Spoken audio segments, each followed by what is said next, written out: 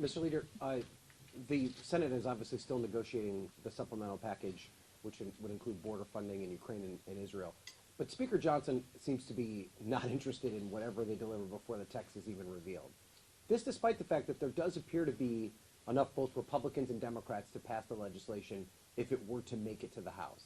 Have you and your colleagues discussed any effort to try and bring this legislation to the floor outside of the Speaker, a discharge petition, something along those lines, and how urgent do you think this need is? And then secondarily, if it emerges in a situation where the border package is something that Speaker Johnson just won't move on, do you believe that that should be separate from Ukraine and Israel in a separate package?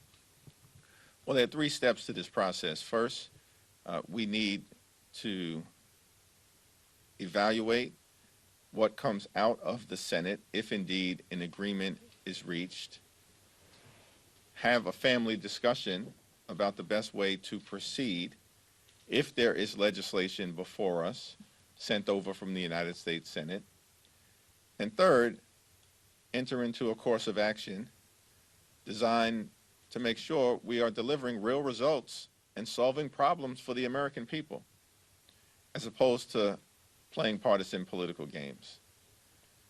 For months, the American people were lectured by the extreme MAGA Republicans about the need to deal with some of the challenges at the border. House Democrats, President Biden, Senate Democrats are ready, we are willing, we are able to work together to address the challenges at the border and fix our broken immigration system. It should be done in a comprehensive, bipartisan, humane fashion. That's President Biden's commitment. That's the Senate Democratic commitment. That's our commitment. Lectured for months about issues at the border.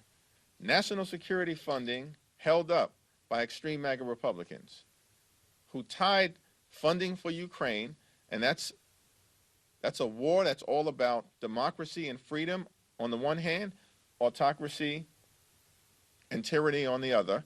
And we, as Americans, always stand on the side of democracy and freedom, held up Ukraine funding because of the border, and now they're against the legislative effort that they themselves were apparently for months ago. Why?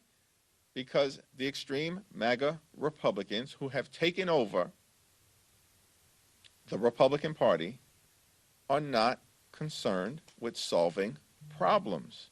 They are not concerned with making life better for the American people, and they certainly are not concerned with delivering real results.